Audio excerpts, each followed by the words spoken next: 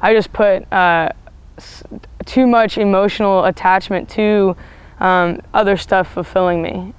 So friendships and sports, and I put too high of a price and too high of a priority on this training, this focus, going for the Olympics, training in the javelin. It's a full-time job of mine in the Air Force, and so I was going to take every bit of it seriously, but to the point that, you know, if I didn't have a good workout, I was upset that night emotionally. And if I didn't, I don't know, like if I wasn't getting along with my coach, or my coach would start to irritate me a little bit here and there, that these little things, and it's kind of like I read a devotion, and like the more that I look back, the more parallel I see in my walk, and where I was in my walk spiritually and where I was in my training.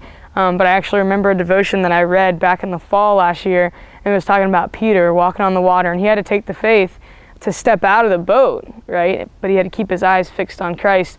And as soon as he lost that focus, you know, and most people like Peter sit back and say, well, at least I stepped out of the boat, the other guys didn't. And so for me, well, it's at least I'm taking the step and I'm training and I'm working hard. But all the little waves and distractions of emotions and trying to be fulfilled and trying to get endorsements or sponsorships and all that stuff sounded nice, but really when I lost my focus, I really lost like my worth, is really what it came down to. And I was looking for some emotional satisfaction through all of my sports and whatnot. And I just remember crying, and I was actually to the point that there was a lot of physical pain that I was feeling like in my body. My back was jacked up, and I can just remember laying in bed.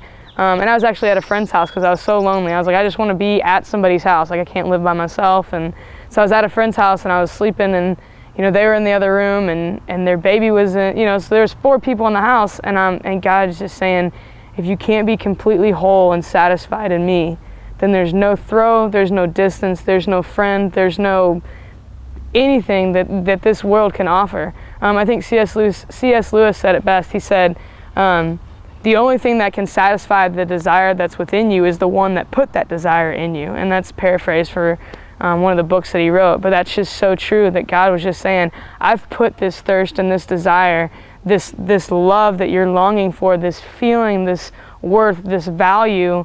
He said, I put that desire in you, and I am the only one that can supply that for you. I am the only one that can fulfill you. And so from then on, I can honestly say that I haven't felt a feeling of emptiness. And I don't know when this is going to come around, but and that still remains true to this very moment. I trained for 2 years straight for the Olympics, and certainly favored and more than a hopeful to make the team. And I truly believe that I have physically everything that it takes to throw the standard that I need. And so finishing second at the Olympic trials and still not making the team was definitely a difficult thing, because it's something that I shoot for. It's something I believe the desire was placed in my heart, that God put there, and that I truly believe it wasn't a selfish desire for me to make the team. But when I walked away, I didn't feel a hole. I didn't feel a void.